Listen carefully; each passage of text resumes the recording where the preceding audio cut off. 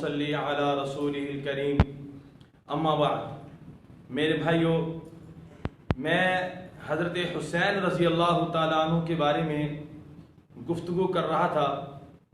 یہ میری سعادت ہے کہ میں اہل بیت کے بارے میں چند کلمات آپ حضرات کے سامنے پیش کر رہا ہوں، ورنہ حضرات اہل بیت کی جو مقام ہے وہ میں کیسے بیان کروں۔ میرے دوستو، آج میں آپ کے سامنے حضرت حسین رضی اللہ تعالیٰ عنہ کی حضور صلی اللہ علیہ وسلم کے ساتھ کیا مشابہت ہے جسمانی طور پہ حضرت حسین کی آپ صلی اللہ علیہ وسلم کے ساتھ مشابہت کیا ہے، میں آپ کے سامنے بیان کروں گا۔ آخر حضور صلی اللہ علیہ وسلم کے نواسے ہیں اور حضور کو ان کے ساتھ بہت زیادہ محبت تھی، اور حضرات صحابہ کو اور خاص کر آپ کے نواسے حضرت حسین رضی اللہ تعالیٰ عنہ اور حضرت حسن رضی اللہ تعالیٰ عنہ، ان کو بھی آپ صلی اللہ علیہ وسلم سے بہت زیادہ محبت تھی۔ تو میرے دوستو، حضرت حسین کی آپ صلی اللہ علیہ وسلم کے ساتھ جسمانی مشابہت کیا ہے؟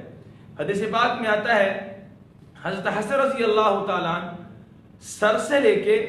سینے تک حضور صلی اللہ علیہ وسلم کے ساتھ مشابہ تھے،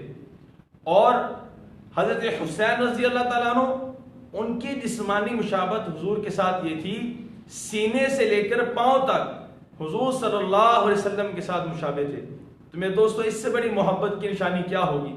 کہ حضور کی نشانی، حضور کے بعد جنہوں نے حضور کو دیکھا تو وہ حضور صلی اللہ علیہ وسلم کے ساتھ مشابہت حضرت حسن اور حضرت حسین کے اندر دیکھتے تھے۔ تو میرے دوستو، یہ محبت کی نشانی ہے۔ تو میرے دوستو، ہمیں بھی چاہیے ہم حضرات صحابہ کی، خاص کر جو حضور کے اہل بیت ہیں، ان کے ساتھ محبت کریں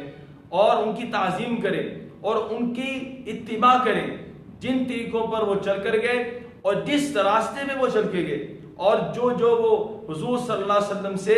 احادیث مبارکہ، کیونکہ حضور کی زندگی میں تو جب حضرت حسین اور حضرت حسن، ان کی تو عمر بہت تھوڑی تھی، یعنی بچے تھے اس وقت میں، لیکن اس کے باوجود بھی جو ان سے احادیث ملتی ہیں ہمیں ان پہ عمل کرنا چاہیے اور امت کو اس کی طرف دعوت دینی چاہیے۔ تو میرے دوستو، اللہ سے دعا ہے کہ اللہ تعالیٰ ہمیں بھی حضرات صحابہ کی اور اہل بیت کی اتباع کرنے کی توفیق عطا فرمائے، پوری زندگی گزرے اور ان کے نام کے ساتھ گزرے، ان کے ساتھ محبت سے گزرے، تو جو کچھ کہا سنا ہے اللہ اس پہ عمل کرنے کی توفیق عطا فرمائے۔ وما علینا الا البلاغ المبین۔